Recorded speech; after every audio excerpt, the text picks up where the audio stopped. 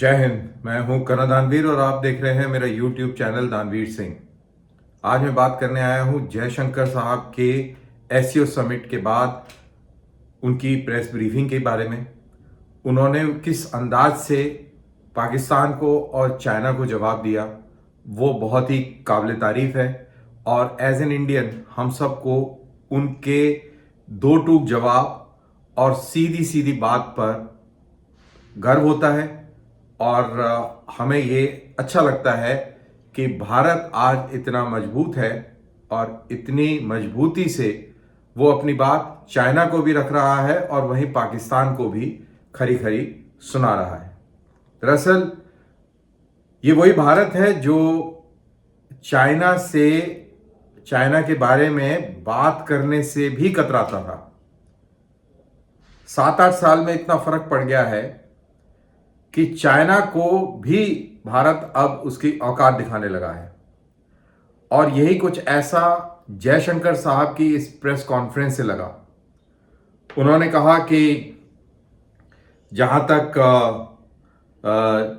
Line of actual control की बात है, जहां तक चाइना के साथ में दोस्ती की बात है, ये जब तक नहीं हो सकती जब तक लाइन ऑफ एक्चुअल कंट्रोल के ऊपर पीस और ट्रैंक्विलिटी नहीं होगी। यानी कि उनके हिसाब से बिल्कुल क्लैरिटी है कि हम चाइना के साथ तब दोस्ती करेंगे जब चाइना एलएसी के ऊपर शांति बहाल करेगा। शांति बहाल करने का मतलब है कि जो पुराने मुआहदे थे उन पर वापस जाएगा और जहां जहां उसने अतिक्रमण किया है या जहां पर उसने फौजों का जमावड़ा किया है वहां से वो पीछे जाए और स्टेटस को 2020 वाला लेके आए। तो ये इंडिया की तरफ से बड़ा क्लियर एक पॉइंट जयशंकर साहब ने चाइना के हवाले से कहा। दूसरा पॉइंट उन्होंने सीपीईसी जो सीपैक जो कॉरिडोर है, इकोनॉमिक कॉरिडोर पाकिस्तान के अंदर चाइना की मदद से जो बनाया जा रहा है, उसके बारे में भी उनका स्टेटमेंट बिल्कुल स्पष्ट था और बहुत ही एम्फेटिकली उन्होंने इस चीज को वाजे किया कि भारत कोई भी कॉरिडोर जो उसके इलाके से गुजर रहा हो वो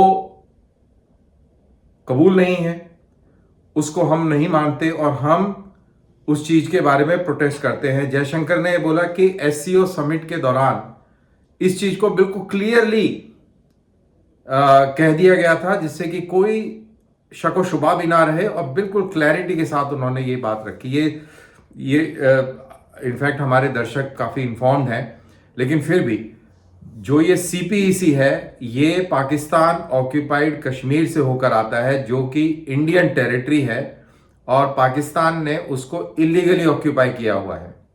और इस इलीगल ऑक्यूपेशन से होते हुए ये सीपैक पाकिस्तान में आ रहा है और इससे भारत को ऐतराज है। और आज से नहीं, ये जब से इसकी प्रक्रिया शुरू हुई है तब से भारत ने इसके खिलाफ अलग अलग मौकों पर आवाज उठाई है। और आज जयशंकर साहब ने ये क्लियर कर दिया कि उन्होंने फॉरेन मिनिस्टर के एससीओ समिट के दौरान इस बात को बिल्कुल क्लियरली रखा। अब बात करते हैं बिलावल भुट्टो के बारे में। तो जयशंकर साहब ने कहा कि बिलावल भुट्टो साहब को बिल्कुल उसी तरीके का दर्जा दिया गया जो बाकी सारे फॉरेन मिनिस्टर्स को दिया गया था, यानी कि उनको बराबरी के हिसाब से उनको ट्रीट किया गया, पूरी उनकी इज्जत अफजाई की गई और उनके साथ अच्छा व्यवहार एज अ गुड होस्ट, जैसे हम लोगों का इंडियंस का है भारतीय परंपरा के अनुसार। ये मैं अपनी तरफ से कह रहा हूं कि हमने भारतीय परंपरा के अनुसार अपने मेहमानों का स्वागत किया, आवभगत करी। इसके अलावा जहां तक बायलैटरल टॉक्स के बारे में बात है, उन्होंने बोला कि इसका कोई मतलब ही नहीं बनता था क्योंकि ये तो एक मल्टीलैटरल फोरम के ऊपर हैसियत पाकिस्तान फॉरेन मिनिस्टर आए थे और वो अपना काम करके और चले जाएंगे, चले गए। फिर किसी के सवाल पर उन्होंने ये कहा कि पाकिस्तान हमको ज्ञान दे रहा है कि आओ मिलकर हम आतंकवाद से लड़ें। तो उन्होंने बोला कि ये बड़ी बड़ी बातें और हम ही को ज्ञान दे रहे हो, और आज रजौरी में क्या हुआ उसके बारे में मैं नहीं कहना चाहता, लेकिन जो आतंकवाद के पीड़ित हैं वो उनके साथ नहीं बैठ सकते जो उनके ऊपर आतंकवाद मुसल्लत कर रहे हैं। यानी कि पाकिस्तान हमारे ही मुल्क में, हमारी टेरिटरी पर आतंकवाद फैला रहा है और हम उसके साथ बैठकर आतंकवाद के ऊपर हम डिस्कशन करें। इनफैक्ट ये सोच के भी बड़ा हास्यास्पद लगता है, लेकिन मजेदार बात यह है कि पाकिस्तानियों को कोई भी शर्म नहीं है, उनको कोई एक रत्ती की भी उनकी चेहरे पर शिकन नहीं आती कि इस तरीके का दोहरा मापदंड वो कैसे अपना लेते हैं। ये बहुत ही काबिले तारीफ है कि इतना झूठ, इतना फ्रॉड और इतना फरेब वो लेकर कैसे चल लेते हैं, इतना प्रोपेगेंडा।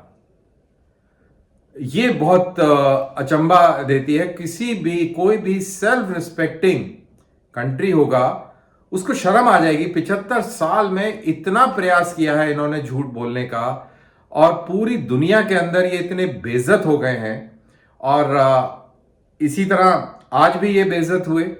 जयशंकर साहब ने ये बिल्कुल क्लियर कर दिया कि जिस पॉइंट पर इन्होंने कश्मीर की बात करने की कोशिश करी, इनको तुरंत वहां पे जवाब दिया गया और एप्रोप्रिएट जवाब दिया गया।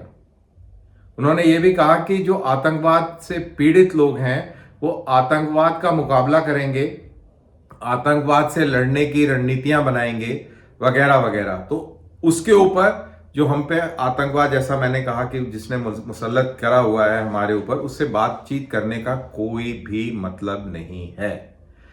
अब G20 के हवाले से जयशंकर साहब ने कहा कि आर्टिकल 370 खत्म हो चुका है।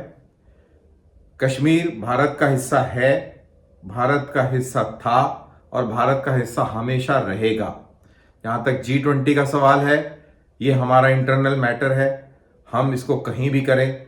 श्रीनगर से और कश्मीर से पाकिस्तान का लेना देना कोई नहीं है, और ये जितनी जल्दी उनके दिमाग में आ जाएगा ये उनकी सेहत के लिए अच्छा होगा। तो मेरे ख्याल से ये पाकिस्तान को अभी समय लगेगा। और जो एक बहुत बढ़िया बात कही, जो कि मैं इसको मानता हूं कि पाकिस्तान ने अपने ही पैर पर कुल्हाड़ी मारी है। वो कैसे मारी है कि जब उसने इंटरनेशनल फोरम पे और किसी भी ऐसे प्लेटफॉर्म के ऊपर कश्मीर का राग आलापा है, भारत ने उसका जवाब दिया है। और जब भारत ने उसका जवाब दिया है तो पाकिस्तान एक्सपोज हुआ है। इनफैक्ट हमें यह वेलकम करना चाहिए कि पाकिस्तानी इस कश्मीर के मुद्दे को खूब उछालें। जितना वो उछालेंगे उतना उनको जवाब मिलेगा, और वो जवाब पूरी दुनिया सुनती है। और जब पूरी दुनिया जवाब सुनती है तो वो एक्सपोज होते हैं। और शायद जयशंकर साहब ने इसीलिए कहा कि जितनी तेजी से वहां पर पाकिस्तान की माली हालत खराब हो रही है, उससे कहीं तेजी से पाकिस्तान की क्रेडिबिलिटी भी दुनिया के अंदर खत्म हो रही है। तो मेरे ख्याल से जयशंकर साहब की ये जो ब्रीफिंग थी, ये भारत के कॉन्फिडेंस को दिखा रही थी। भारत की जो एग्रेसिवनेस है उसको भी बयान कर रही थी। एग्रेसिवनेस अगेंस्ट बदमाश, जो चाहे वो चीन हो चाहे वो पाकिस्तान हो, उसके खिलाफ। तो ये मेरे को बहुत पसंद आया। और जैसा मैंने कहा कि हम सभी भारतीयों को अपने फॉरेन मिनिस्टर के ऊपर गर्व होना चाहिए। अब यहां पर यह बात करना बहुत जरूरी है कि ये कॉन्फिडेंस इस वजह से नहीं आया कि आप में किसी किस्म का कोई हाई हेडेडनेस है, जैसा कि बिलावल भुट्टो कहते हैं कि ये एक वर्ड्स टू दैट इफेक्ट कि इनको गुरूर है और ये ना दुनिया की परवाह करते हैं, ना यूएन रेजोल्यूशंस की परवाह करते हैं वगैरह वगैरह। इनफैक्ट यूएन रेजोल्यूशन पे तो मेरे को समझ नहीं आता कि ये अनपढ़ और जाहिल लोग ये यूएन रेजोल्यूशन अगर पूरा पढ़ा होता तो उसके अंदर बिल्कुल साफ है कि अगर जब तक पाकिस्तान ऑक्यूपाइड कश्मीर से फौजें नहीं हटाएगा तब तक प्लेबिसाइट नहीं हो सकता, और जब तक प्लेबिसाइट नहीं हो, जब तक ये कार्रवाई नहीं होगी तब तक यूएन रेजोल्यूशन आगे नहीं चलेगा। और बाद में यूएन रेजोल्यूशन की खुद की वैल्यू खत्म हो गई, शिमला एग्रीमेंट हो गया, वहां पे ये बैकड्रॉप में चला गया, मतलब कि नल एंड वॉइड हो गया, लेकिन ये अभी भी उसका हवाला देते रहते हैं। लेकिन हमारे लिए उसकी कोई वैल्यू नहीं है। अगर वैल्यू होती तो सबसे पहले हमें ये सवाल उनसे पूछना चाहिए कि भाई आप पीओके को पहले खाली करें, फिर हम प्लेबिसाइड करेंगे। लेकिन हमें हमारा कोई प्लेबिसाइड से लेना देना है ही नहीं, हम इसको मानते ही नहीं, और हम ये मानते हैं कि हमारी टेरिटरी है और बाकी आपने जो करना है करो। तो जो बिलावल साहब कह रहे थे कि ये बहुत इनमें घमंड है वगैरह वगैरह, वर्ड्स टू दैट इफेक्ट, मैं बिल्कुल लिटरली कोट नहीं कर रहा हूं। तो इसकी इस पूरे एटीट्यूड की, जो पाकिस्तान का जो डिनायल एटीट्यूड है, डिनायल मोड है, उसकी खूब अच्छी तरह धज्जियां उड़ी। और जैसा मैंने कहा कि ये पाकिस्तान खुद एक्सपोज होता है। अब पाकिस्तान के बिलावल भुट्टो का जो भी रवैया रहा, जो भी जिस तरीके के सवाल जवाब हुए और जो भी कोई कॉन्टेक्स्ट में बातें हुई, उसमें फजीहत पाकिस्तान की हो रही है, क्योंकि इंटरनेशनल मीडिया इसको देख रहा है। इट इज नॉट कि पीटीवी देखने वाले ही इसको देख रहे हैं। वो तो अनपढ़ लोग हैं, वो गुमराह हुए लोग हैं, वो नफरत से भरे हुए लोग हैं, तो उनका तो कोई वो नहीं है, औचित्य नहीं। अब एक बड़ी इंटरेस्टिंग चीज मेरे को वो लगी, जब G20 के हवाले से बिलावल भुट्टो से सवाल पूछा गया उनकी प्रेस कॉन्फ्रेंस में, तो उन्होंने बोला कि उन्होंने यही बोला कि ये अब इंडिया का हाई हेडेडनेस और वगैरह वगैरह, और यूनाइटेड नेशंस के जो रेजोल्यूशन है उनको भारत ने फेंक दिया है, किसी की परवाह नहीं करता है। और उन्होंने एक चीज और बोली कि सही वक्त पर हम ऐसा जवाब देंगे जो बहुत ही जबरदस्त होगा। तो पता नहीं कौन सा जवाब देंगे, और क्या वो जवाब ऐसा दे पाएंगे कि उसका हम जवाब ना दे पाए, और अगर हम जवाब देंगे तो क्या होगा। इनफैक्ट आज मेरे से किसी ने पूछा कि इसका हल क्या है। तो जो मैंने इस पूरे इंडिया पाकिस्तान के इस तनाज़े का जो हल है, जो मेरे को लगा, वो मैंने अपने मित्र को बताया, और वो एक ही हल है। और मैं इस YouTube चैनल पे वो हल बताना नहीं चाहता हूं, आप समझ गए कि वो क्या हल है।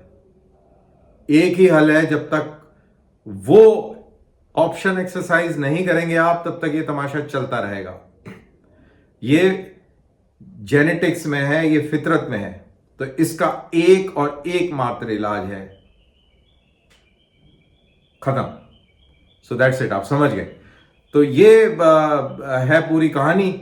और मैं इस वीडियो को कंक्लूड करता हूं अगेन इस बात को कहकर कि जयशंकर साहब का जो प्रेस कॉन्फ्रेंस था वो बहुत ही जबरदस्त था, और उससे इंडिया का स्टैंड बिल्कुल क्लियर और वाज़ेह हो जाता है। और इस चीज़ पर हमें गर्व होना चाहिए। जैसा मैंने कहा कि ये ऐसे ही हवा में ये बातें नहीं है, ये दरअसल कॉन्फिडेंस आता है जो पब्लिक सपोर्ट है, जो डेमोक्रेटिक सपोर्ट है इस गवर्नमेंट को, जो इकोनॉमिक सिचुएशन और इकोनॉमिक प्रोग्रेस है उससे, इंडस्ट्रियल डेवलपमेंट से, और ऑल दीज थिंग्स, ये सारी चीज़ें मिलाकर इस स्ट्रेंथ को, इस कॉन्फिडेंस को जमाती हैं, जो आपने जयशंकर साहब की प्रेस ब्रीफिंग में आपने महसूस किया। तो इसी के साथ मुझे दीजिए इजाज़त, फिर मुलाकात होगी। तब तक आप प्लीज़ मेरा वीडियो को लाइक कीजिए और इसको अपने मित्रों के साथ शेयर भी कीजिए। जय हिंद।